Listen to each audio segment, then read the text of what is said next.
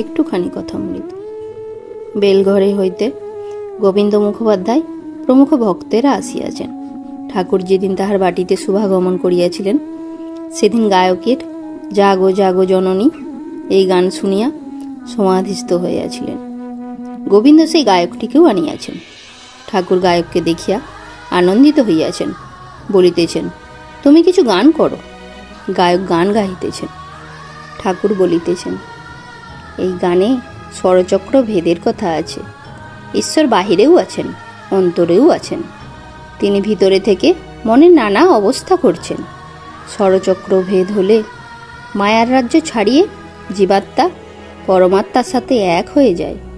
এরই নাম ঈশ্বর দর্শন। মায়াদার ছেড়ে না দিলে ঈশ্বর দর্শন হয় না। রাম, লক্ষ্মণ আর সীতা একসঙ্গে যাচ্ছেন। সকলের আগে রাম, মধ্যে সীতা, পশ্চাতে লক্ষ্মণ।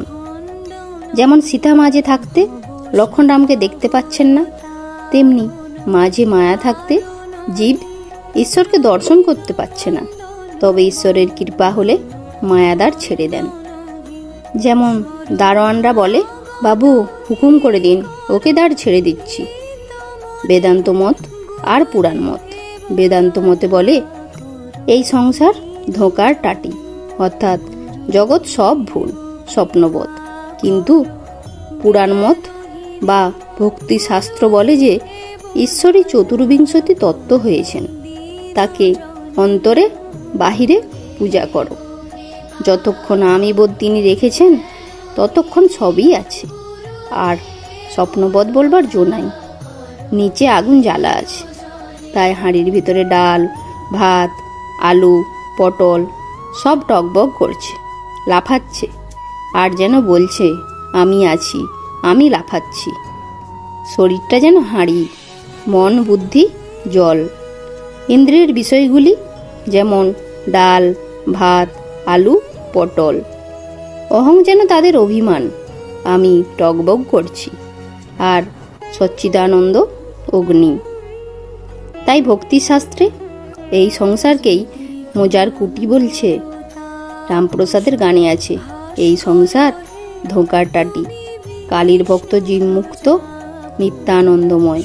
যিনি ঈশ্বর তিনি মায়া হয়েছেন, তিনি জীবজগৎ হয়েছেন।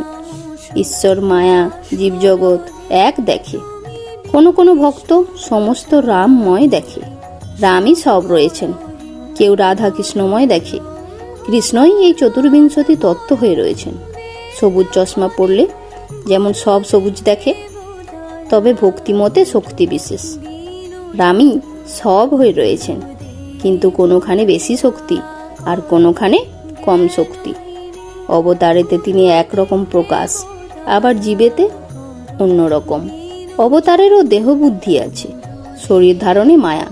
সীতার জন্য রাম কেঁদেছিলেন, তবে অবতার ইচ্ছে করে নিজের চোখে কাপড় বাঁধে। যেমন ছেলেরা কানামাছি খেলে, কিন্তু মা ডাকলেই খেলা থামায়। জীবের আলাদা কথা।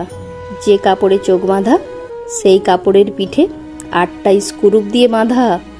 অষ্টপাশ, লজ্জা, ঘৃণা, ভয়, জাতি, কুল, শীল, শোক, নিন্দা, ওই অষ্টপাশ। গুরু না খুলে দিলে হয় না। জয় শ্রী রামকৃষ্ণ।